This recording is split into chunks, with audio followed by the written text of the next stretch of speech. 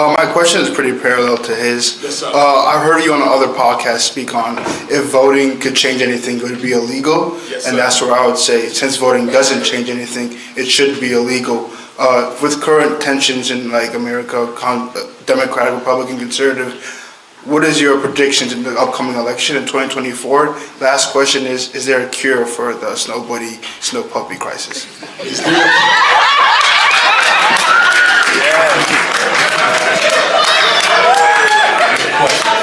Great question. Come on now. Yeah. The cure for the snow bunny crisis is the Frederick Douglass Marcus Garvey Academy. Come on. We have to raise black boys to be unapologetically committed to black women. Come on now. Okay. Period. Okay. And we got to raise black girls to be unapologetically committed to black boys. Because I'm going to say this to y'all black women. I don't pick on y'all enough with y'all little snow bunny hunting with these white men. Snow puppies, as I call them. I pick on the men because I know sisters' choices are limited. But I'm also disgusted with black women who are going out here dating non-African men. Black women have been raped so much. Sojourner Truth was raped by her second slave master almost every day while she was a little girl. The white man has always had privilege of access to the black woman's vagina. Hundreds of years. Why would a black woman voluntarily give your vagina to a man who was able to take it whenever he felt like it for 400 years? There is nothing more disgusting than for a black woman to spread herself and let a devil climb into her heaven. Why in the hell would you want to carry a white man's seed? Why, black woman, would you want to carry a white man's seed? I love my sister Serena, and I'm jealous of that white man because I wanted that.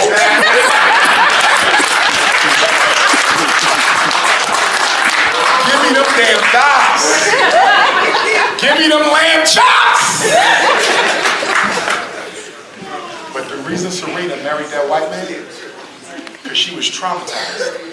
As a tennis player, this black woman had to deal with white people calling her monkeys, animals, men. Y'all heard those white women a couple of years ago. They said they wanted Serena Williams to get a genetic assessment to make sure she wasn't a man masquerading as a woman. Could you imagine being at Wimbledon in the US Open and white people yelling racial slurs at you and the referees don't do nothing about it? They destroyed Serena Williams' self-esteem. The reason she laid down with that white man and had that mixed race baby is she did not want to see nothing else that looked like her. Traumatized. Traumatized. And that's why we got to raise our black boys and girls to love their natural look. When you look at the statues and artwork of Nile Valley culture, Egypt and Ethiopia, Somalia, Uganda, did you realize how our ancestors exaggerated the size of their lips? Exaggerated the size of their nose, exaggerated the size of their hips, exaggerated the color of their skin. They was proud to be African. They were proud to be African. And we running around here trying to look like white women. You got black women getting tummy tucks. Listen to me, sister. Listen. Your head size gotta match your body.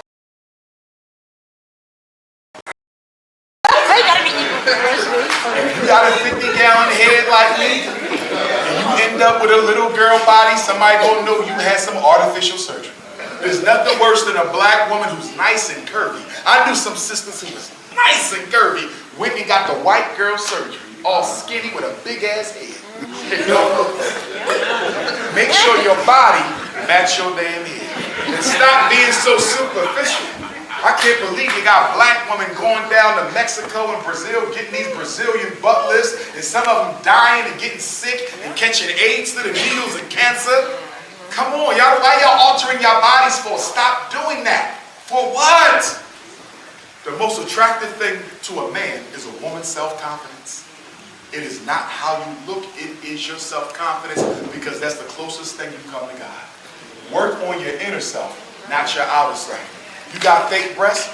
What you gonna do with those when you're 80 years old and they hurt? You got fake butt cheeks? What you gonna do when you're 80 years old and you carrying around all this fake butt?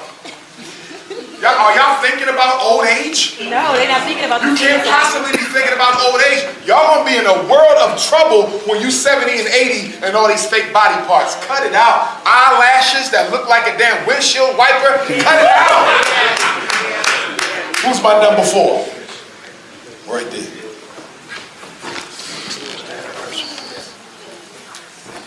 Hi, I'm Deshaun. My question was just about college. Yes, sir. So you were saying that we should go for trades. Yes, sir. And I just chose my major as psychology, but I'm still like kind of unsure. Okay. But I'm wondering, should I still go for a trade even if I get like a psychology degree? Okay. Where you go to school at, young brother? Okay. Here's what I want to say to you. As a psychology major, and anybody else in here who is or is considering to become a psychology major, you cannot do nothing with psychology unless you're going to get a doctorate.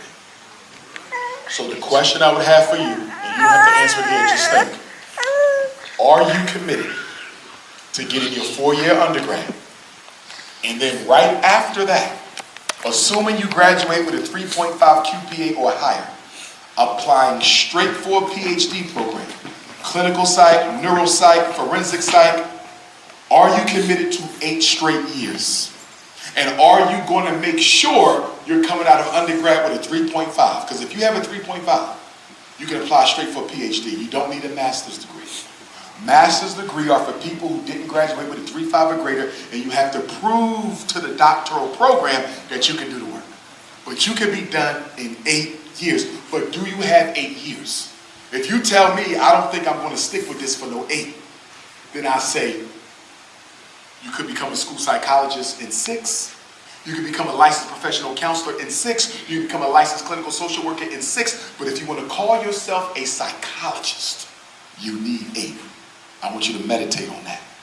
We need more black psychologists, but I don't need you dropping out with all them student loans and you don't finish. So be honest with yourself. Next question. I went to a high school that was technical. I was in a barbering program. Scotland School for Veterans Children, Chambersburg, Pennsylvania. That's the city where Frederick Douglass met with John Brown before the 1859 Harper's Ferry revolt. They made me drop out of the barbering program to go into college prep where I took calculus and physics. Guess how many calculus and physics classes I needed to get my bachelor's degree in psychology? 0. Those white folks had no business pulling me out of barbering. I regret not finishing the barbering program. I love being a psychologist, but if I also had my barbering license, when I come across these brothers on the street all doing the wrong thing, I could bring them right into my barbering program and teach them how to cut hair. So I could have still used a trade, even though I love being a psychologist. I want you to think about that. Okay? It's not one or the other. You can probably do both. Who my number 5?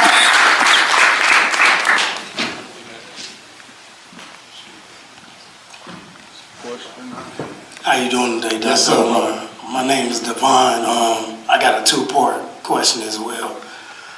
Young black men and boys often struggle with identity and anger and violence. How do you think that correlates to a disconnect between us and older generations? And as well, what are some of the things we can do to kind of bridge that gap between us young black men and the older black people? Great question. Number 1, in the 1980s, the government hit us with 2 weapons of mass destruction that the black community is still dealing with. Crack, which was chemical warfare, and AIDS, which was biological warfare. The crack and AIDS weapons that the U.S. government dropped off in the black community, we're still suffering from it now. It destroyed the intergenerational transfer of information and power. Let me say that again. The crack epidemic destroyed the intergeneration transfer of knowledge and power. The reason there's a disconnect between the young and the old is because the black man's ego is just as dysfunctional as the young man's ego. Can somebody tell me why we got pastors who are 70 and 80 when you got young brothers 20 and 30 who ain't never gave a sermon in that church? You know why? Black people do not like to share power.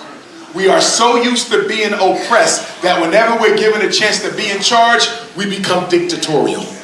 That's why 90% of every black organization in Kalamazoo, Detroit, Philadelphia, Atlanta, Houston, or LA, it is a black man's dictatorship ruled by ego.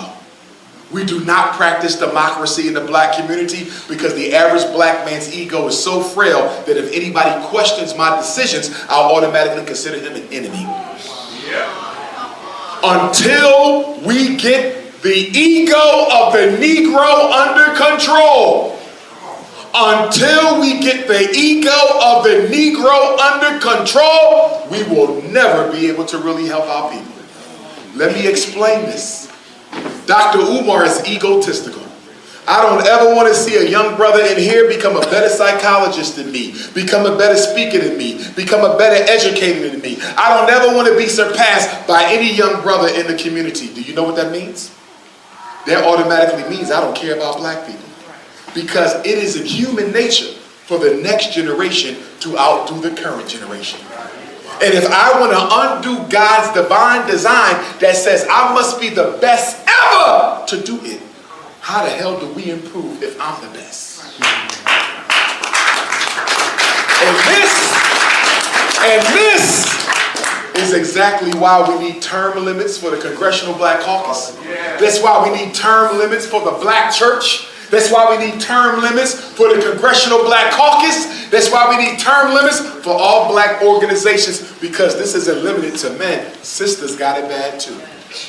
And the only way we're going to overthrow that European consciousness within us, that oversized ego, is to make sure nobody is in power long enough to become a pharaoh instead of an elected position. Are y'all following me? We don't need no damn pharaohs in America. We need leaders who can serve for a period of time and then move on and let some fresh blood be given a chance. That's the problem that we have in black America. And that's why in our history, we've had black leaders come amongst us and claim to have been sent by God, or claim to have been God themselves. You know why? Because if I never want to be removed from office, if I got to convince y'all that I am the chosen one, and if I'm the chosen one, you'll never elect me out, you'll never force me out, you'll never overthrow me. That is why we have a whole history of prophets and messiahs, con artists who don't want to be removed from office. How many more, Will? Okay, let's do a queen. And we're going to do the queen who's been on the camera all night. So I just want to confirm, living in Kalamazoo 20 years, of everything that you're saying. When my son was in the 2nd grade, quiet kid. They told me he was behind in one subject. We did exactly what you did. I went home, we worked on it. He was 2 grades ahead the following fall. Everything you said, they tried to put him on ADD meds, all of it. Every single mother I know can attest to what you're saying, how they use the system to try to bully those mothers in those spaces. So I just want to say kudos to you for all of those intersections. I currently work for a nonprofit organization here in the state of Michigan that does grassroots organizing for working class populations. But it's a lot of what you're saying, where there's a lot of black and brown, but not brown and black. And fighting for all these different causes, how would you say for a mother of color or a person like myself in those spaces to advocate for blackness in spaces where we're talking about inclusive advocacy? Okay, great question. Number one, you're not a woman of color, you're a black woman. Stop calling yourself minorities. Stop calling yourself people of color. Stop calling yourself disadvantaged, marginalized communities. These are words that the white man came up with to make black people think he's talking to you when he's really talking to all the other minorities except you. Right. See, when you allow them to call you people of color, then the mayor of Kalamazoo says we gave 25% of our business contracts to people of color. Right. And then when you say, well, how many of them was black? Well, we don't keep statistics on black, we keep statistics on people of color. So you see the Chinese got some business grants, and the Asians, and the Latinos, and the Arabs, and the poor white, and black people ain't get shit. because you let yourself be grouped in with a bunch of non-blacks who don't like black people. Exactly. Black. Yep. I'm speaking for black people. When I walk into these meetings, I make them clear. I want what's best for the Latino boys. I want what's best for the Native American boys. I want what's best for the poor white boys, the Arabs, the East Indians, but guess what? I'm here representing black people. And I'm not interested in nobody else's complaints. Why? Because they got people to speak for them. They get more resources than we get. They got a better voice than we get. They are less of a threat than we get. So when I come to the meeting, I'm coming for black people. And I don't give a damn who think it's selfish. We better start being selfishly interested in ourselves. Exactly. If we do not become our priority, we're never going to overcome it. Two more points to this answer here. Number one, when the Frederick Douglass Marcus Garvey Academy is ready, we're going to be holding trainings for parents. We're going to be having everything at FDMG. Black Women's Conference, Single Black Parent Conference, Conscious Singles Convention. For those of y'all who are conscious and you're looking for a conscious mate and all you can find is coons in Kalamazoo, you'll be able to come to FDMG and find you a conscious husband or a conscious wife. I'm serious. We got to have a dating system for conscious black people. Because we can't afford for no black man to get married to no coon. Because you don't raise your kids to be coons. You know how many black women I hear from who've been married to black men and now she's elevating her consciousness, but he's still comfortable smoking weed all day with the boys on the corner, and now she's like, Dr. Umar, I don't want to separate from my children's father, but he's not trying to grow and I'm tired of being stuck. And they on the phone crying, Dr. Umar, what can I do? They don't want to leave the husband, but he's a coach. So I have to help conscious people come together so we can build a strong black consciousness community. So I'm saying all that to say that y'all gonna be spending a lot of time at FDMG whether you got students there or not. You a 2-hour ride to the airport. What's your closest airport? Is it DTW or y'all got somebody close? AZO. Kalamazoo got an airport. Which I got 2 airplanes and a helicopter?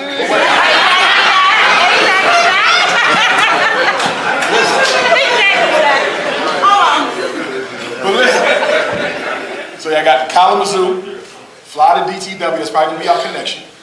Y'all gonna fly to Philly, right? Detroit to Philly is a 1-hour flight. I know because I've done it a million times speaking in Detroit. The front door of the Frederick Douglass Marcus Garvey Academy is 20 minutes from the Philadelphia airport. 20 minutes. So once you get to the Detroit airport, you are literally an hour and 20 minutes from our front door. I'm saying that to say that you want to start looking at what airlines give you the cheapest flight, round trip Detroit to Philly or Kalamazoo to Philly, because y'all going to be spending a lot of time at our school.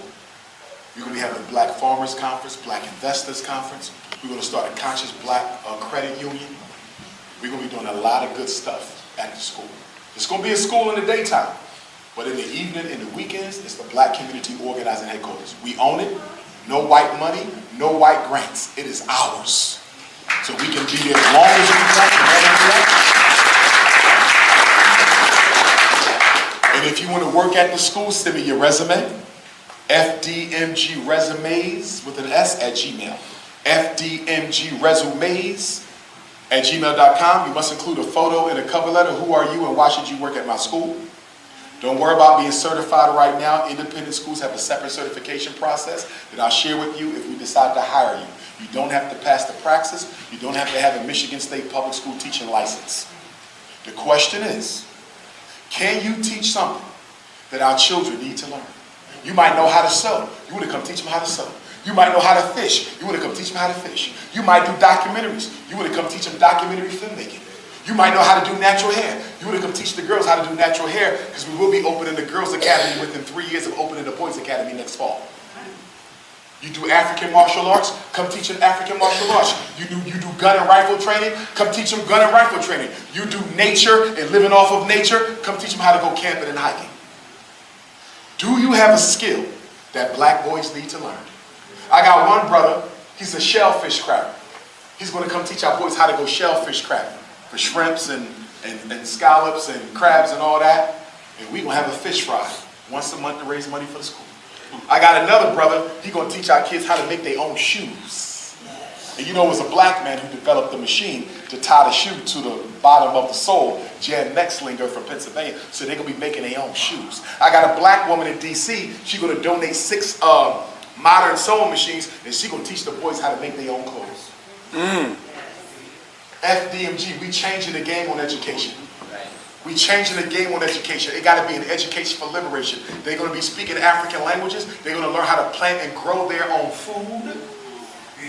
We're going to link up with some of the black farmers right here in Michigan and bring our boys up here for some intensive agricultural training. Do you not know that over 40% of our people were agriculturalists during the Great Migration when we moved up here? We gave up the agriculture for the factories, and after they got us out the agriculture for the factories, they shut the factories down. We got to get back to the land, get back to the earth. I don't know if y'all know this, but in African culture, the earth is a living, breathing deity. That's right. That when you dig into the earth, you are tapping into feminine energy, divine feminine energy. That to sit on the earth, to dig in the earth, to plant in the earth is a way to heal your soul. We got to get back to who we are as a people. I'm going to be coming back to Kalamazoo, just like I'm going to be coming back to Lansing. I'm working on my For Sisters Only book. So I'm going to be coming back to do a For Sisters Only seminar. I also want to come back to do a youth conference, a black men's conference, and I also want to come back to do my black parent boot camp training, which speaks to what you're speaking of, Queen, which is teaching parents how to effectively advocate for their children. The Black Parent Boot Camp is a 12-hour training. We go from 8 in the morning to 8 at night. You get lunch, you get dinner, and I teach you step by step the laws, the policies, the evaluation process, the civil rights amendments, the due process, all the disabilities. We go through the whole thing. By the time you are done with my training, you will be a master black parent advocate, and you can even go into business for yourself as an advocate. Some of the parents I've trained, they now get paid by other parents to go with them